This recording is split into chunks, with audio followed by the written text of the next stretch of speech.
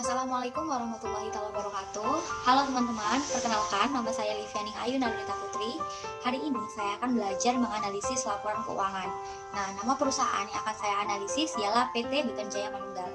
Baik, profil perusahaan di sini ada nama perusahaan ialah PT Buton Jaya Manunggal, alamat kantor pusat dan pabrik Jalan Raya Krikilan nomor 434 kilometer 28 Kecamatan Briorejo, Kabupaten Gresik 61177. Di sini juga ada mengenai nomor telepon, email, website, dan juga jenis produk yang dijual, yaitu beton besi polos. Oke, langsung saja. Yang pertama akan saya analisis ialah laporan tahunan atau laporan keuangan terkait dengan aktivitas perusahaan atau laporan keuangan auditan perusahaan terkait dengan aktivitas perusahaan. Nah, ini sehingga diketahui laba operasinya pada tahun 2019 sebesar 5433237,057 dan di tahun 2018 sebesar 23254568,9. Selanjutnya ialah laba inovasi, sehingga diketahui laba inovasinya sebesar 4095,624,928 di 2019 dan di 2018 sebesar 4558,143,8. Analisisnya setelah kita melakukan penghitungan terhadap laba operasi dan laba inovasi. Nah, berdasarkan penghitungan tadi juga bisa dilihat walaupun penjualan di tahun 2019 lebih tinggi, itu tidak menjamin adanya laba yang tinggi pula di tahun 2019.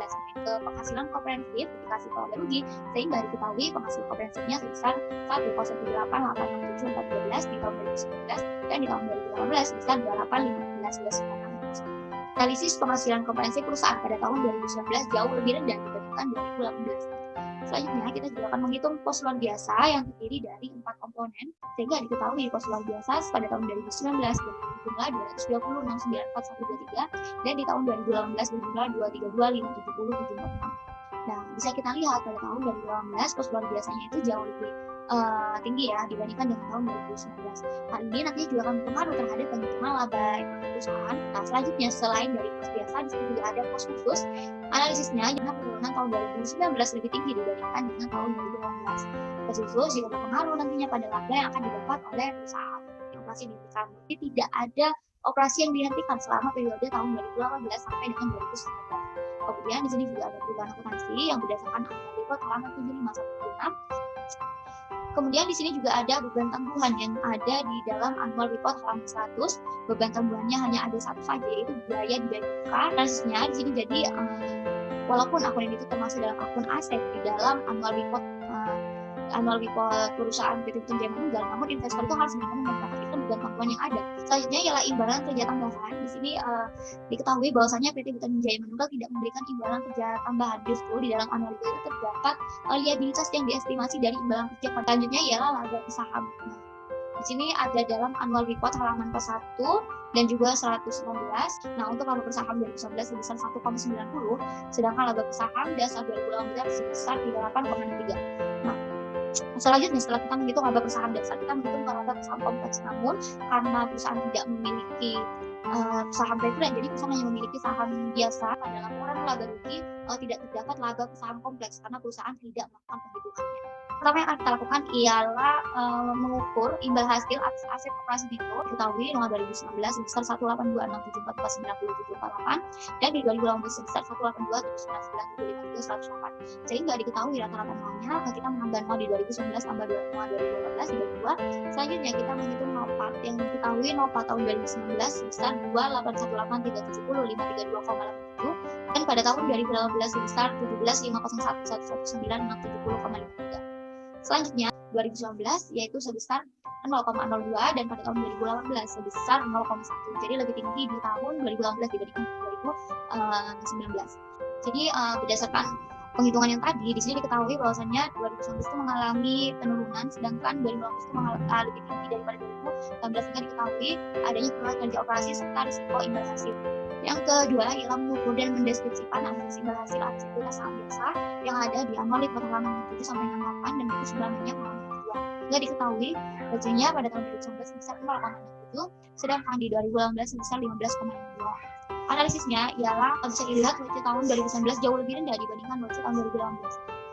Keduanya itu memiliki hasil yang rendah, oleh karenanya pada tahun 2019 sampai tahun 2018 tidak dilakukan pembagian dividen. Yang ketiga, kita mengukur dan mendeskripsikan analisis imbal hasil atas aset operasi itu yang dipengaruhi oleh leverage. Ada di annual report halaman 66 sampai 67 dan buku halaman 2. Langkah pertamanya ialah kita menghitung rata-rata OA, dan langkah yang kedua kita akan menghitung OLEV, dan selanjutnya kita akan menghitung RNA.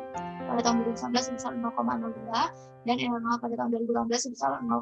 Nah, kenaikan utang ini dikarenakan adanya penundaan pembayaran yang memungkinkan perusahaan menggunakan model lunas dengan daya rendah. Yang kedua ialah mengukur dan mendeskripsikan analisis imbal hasil atas aset operasi neto yang dikaitkan dengan pembayaran yang berputar hasil operasi neto. Hingga diketahui marginnya pada tahun 2019 sebesar 2,3 dan di tahun 2018 sebesar 14,9. Sedangkan perputaran asetnya sebesar 54,86% di 2019 dan 2018 sebesar 52,69%. Lalu imbal hasil atas aset operasi neto tahun 2019 sebesar 1,26 dan imbal hasil atas aset operasi tahun 2019 sebesar 7,8. Jadi lebih tinggi di tahun 2018. Misalnya produktivitas aset pada tahun 2019 itu lebih baik. Selanjutnya ialah mengukur dan mendeskripsikan analisis imbal hasil atas ekuitas saham biasa yang dipengaruhi oleh indeks. Sehingga diketahui NPO pada tahun 2019 sebesar 1,559,695 dan NPO 2018 sebesar -355,475,822. Kemudian untuk labnya di sini diketahui -0,52%. Selanjutnya langkah kedua yang kita menghitung spread juga diketahui NVR pada tahun 2019 sebesar 12,480,62% dan NVR pada tahun 2018 sebesar 10,442%. Selanjutnya di sini juga diketahui mengenai spread, sehingga untuk hasil lainnya diketahui ROIC 2019 sebesar -12,39,21 dan di tahun 2018 sebesar 10,481,6. Analisisnya kali ini menunjukkan perusahaan kurang berhasil dalam melakukan pertumbuhan perusahaannya. Dengan kata lain, modal atau leverage yang perusahaan miliki tidak mendapatkan return yang baik sehingga menghasilkan angka yang negatif. Yang ke-F, kita mengukur dan mendeskripsikan analisis imbal hasil atas modal yang diinvestasikan ada di annual report halaman 66 sampai 69 sehingga diketahui modal investasinya pada tahun 2019 sebesar 184,362,916,505 dan pada tahun 2018 sebesar 182,995,304 dengan hasil 0,74 dan di tahun 2018 sebesar 15,2. Analisisnya berdasarkan hasil perhitungan ROI tahun 2018 ini jauh lebih dibandingkan dengan 2020. Analisis atas laporan tahunan atau laporan keuangan auditan perusahaan terkait dengan arus kas perusahaan. Model laporan arus kas yang digunakan. Nah, ini ada dalam annual report halaman 74 yang mana di situ dijelaskan bahwasanya laporan arus kas disajikan dengan menggunakan metode langsung yang dikelompokkan dalam aktivitas operasi dan investasi sebagaimana yang pertama ada rasio kecukupan arus kas yang ada dalam buku sumber yang halaman 22 dan annual report halaman 74. Rasio kecukupan analisisnya ialah rasio kecukupan perusahaan PT Buton Jaya Manunggal sebesar 7,5 nilai positif. Hal ini berarti pas operasi dimiliki oleh perusahaan itu masih mampu dalam membiayai jumlah pengeluaran modal dan juga hal-hal lainnya. Selanjutnya di sini juga ada rasio reinvestasi kas yang ada di annual report halaman 66 dan juga 2. Diketahui rasio reinvestasi kas 2019 sebesar 13,35% dan rasio reinvestasi kas 2018 sebesar 13,79%. Rasio investasi PT Buton Jaya pada tahun 2018 lebih tinggi dibandingkan dengan tahun 2019 yang mana itu menunjukkan adanya investasi kembali atau pas nikahan itu lebih tinggi di tahun 2018 dibandingkan dengan tahun 2019. Selanjutnya kita akan beralih ke mengenai pendanaan perusahaan. Jadi berdasarkan annual report yang ada diketahui pendanaan perusahaan menurut saya ialah lebih ke internal perusahaan dibandingkan dengan eksternalnya. Selanjutnya ialah kesempatan investasi. Berdasarkan annual report PT Buton Jaya Manunggal memiliki kesempatan investasi yang cukup baik. Selanjutnya ialah kebijakan dividen. Jadi kebijakan dividen ini diketahui bahwasanya perusahaan itu paling sedikit dia itu akan memberikan 1 kali dividen dalam 1 tahun. Yang diketahui di sini yang pertama kita bisa lihat rincian hasil lancarnya. Kemudian diketahui hasil lancarnya pada tahun 2019 sebesar 4,53 dan hasil lancar 2018 sebesar 5,79. Yang mana di sini analisisnya hasil lancar dalam memilih liabilitas jangka pendek yang dia miliki. Bisa kita lihat hasil lancar 2019 lebih rendah dibandingkan dengan 2018 yang selanjutnya ialah rasio kas terhadap hasil lancar. Di sini diketahui 2019 itu 0,88 dan 2018 di sini sebesar 0,85. Nah, rasio ini tuh untuk mengukur seberapa liquid sih aset yang dimiliki oleh perusahaan. Semakin tinggi hasilnya berarti semakin liquid. Nah, diketahui di 2019 itu lebih tinggi berarti aset perusahaan pada tahun 2019 itu memiliki lebih liquid daripada 2018 yang mana berarti kayak lebih cepat apabila nantinya akan berubah menjadi sebuah kas. Selanjutnya ialah rasio kas terhadap liabilitas jangka pendek. Di sini tahun 2019 sebesar 3,99 dan 2018 sebesar 4,91. Jadi rasio kas ini menunjukkan mengenai kemampuan kas dalam memenuhi liabilitas jangka pendeknya. Bisa kita lihat 2018 ini lebih tinggi ya, jadi lebih bagus pada tahun 2018 kondisi perusahaan dalam memenuhi liabilitas jangka pendeknya dibandingkan dengan 2019. Selanjutnya ialah mengenai perputaran utang usaha. Yang pertama di sini kita melakukan penghitungan rata-rata piutang dan juga melakukan selanjutnya melakukan perhitungan perputaran piutang usaha yang diketahui 9,36 pada tahun 2019 dan 2018 sebesar 8,99. Sedangkan periode penagihannya ialah 2019 sebesar 38,46 dan 2018 sebesar 40,04. Jadi semakin tinggi perputaran piutang pada tahun semakin tinggi perputaran piutang maka nantinya akan berpengaruh pada periode penagihan yang semakin rendah. Sebaliknya semakin rendah perputaran piutang maka nantinya periode penagihan dilakukan akan semakin tinggi. Sini bisa kita lihat periode penagihannya itu kan lebih lama di 2018 ya, sehingga bisa diartikan bahwasanya di 2019 ini perusahaan itu lebih baik dalam melakukan penagihan utang yang mereka miliki. Kita akan beralih ke perputaran persediaan, rumusnya itu beban pokok penjualan dibagi dengan angka persediaan. Yang diketahui di sini perputaran persediaan 2019 sebesar 9,74, perputaran persediaan 2018 sebesar 7,84, sehingga hari penjualannya ini lebih tinggi di 2018 dibandingkan dengan 2019. Berarti hal itu menunjukkan bahwasannya kemampuan perusahaan dalam menjual persediaan yang masih ada itu lebih baik di tahun 2018 dibandingkan dengan tahun 2019. Selanjutnya ialah jumlah hari pembelian dalam utang usaha. Misalnya ialah utang usaha dibagi beban pokok penjualan, yang mana di sini kita ketahui hasilnya yaitu 129,98 hari pada tahun 2019 dan 2018 sebesar 108,8 hari, yang mana hal itu menunjukkan bahwa kemampuan perusahaan dalam memenuhi utang yang dia miliki. Di sini bisa kita lihat lebih baik pada tahun 2018 karena perusahaan itu lebih sedikit dalam memenuhi utang yang dia miliki. Selanjutnya ialah rasio cepat tahun 2019 sebesar 4,26 dan 2018 sebesar 5,41. Jadi kan lebih tinggi di 2018, sehingga menunjukkan kemampuan perusahaan dalam liabilitas jangka pendek itu lebih baik di 2018. Selanjutnya ialah ukuran arus kas. Di sini bisa kita lihat penghitungannya itu lebih tinggi pada tahun 2018 dibandingkan dengan 2018.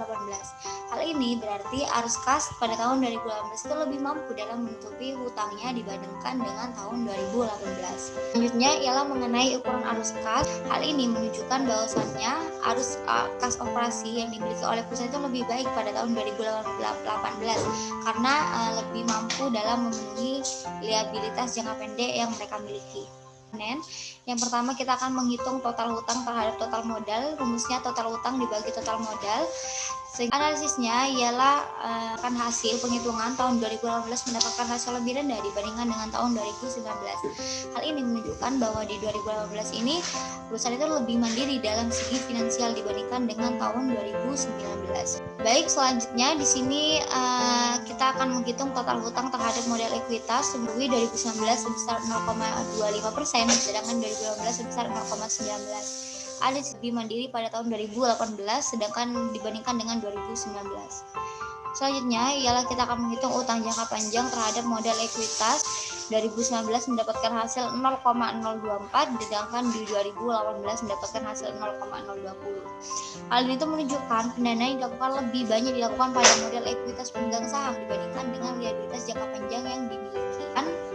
Di sini tidak bisa kita lakukan penghitungan karena di sini perusahaan tidak memiliki beban tetap sama sekali. Di sini juga ada mengenai hubungan arus kas dengan beban tetap. Jadi ini juga tidak bisa dilakukan, alasannya sama seperti sebelumnya. Selanjutnya di sini kita akan menghitung untuk memprediksi kesulitan keuangan perusahaan. Di sini ada beberapa tahun 2019 sebesar 3,31. Sedangkan di tahun 2018 di sini itu sebesar 3,82. Jadi namun di sini tahun 2018 itu lebih memiliki kelangsungan usaha yang lebih baik dibandingkan dengan tahun 2019 kan. Jadi intinya tahun 2018 itu lebih baik dibandingkan dengan tahun 2019 yang mana pada tahun 2019 perusahaan ini mengalami banyak penurunan sekali. Selanjutnya di sini juga ada kesimpulan untuk investor. Jadi apabila ternyata tujuan investor untuk menanamkan sahamnya ialah dividen. Jadi tujuan utamanya ialah dividen. Jadi lebih baik investor itu tidak menanamkan modalnya pada perusahaan tersebut. Karena apa demikian? Karena seperti diketahui PT Perusahaan Beton Jaya itu terakhir kali memberikan dividen itu 2015. Nah, kreditor di sini berdasarkan analisis yang dilakukan ialah kreditor itu harus mempertimbangkan untuk memberikan pinjaman dana pada perusahaan PT Beton Jaya Manunggal karena rasio likuiditas PT Beton Jaya Manunggal ini tidak terlalu bagus, bahkan bisa dibilang kurang bagus ya. Baik teman-teman, mungkin bagi seperti itu analisis yang sudah saya lakukan. Semoga ini bermanfaat bagi kita semua, bagi saya ataupun bagi teman-teman. Sekian dari saya, terima kasih. Assalamualaikum warahmatullahi wabarakatuh.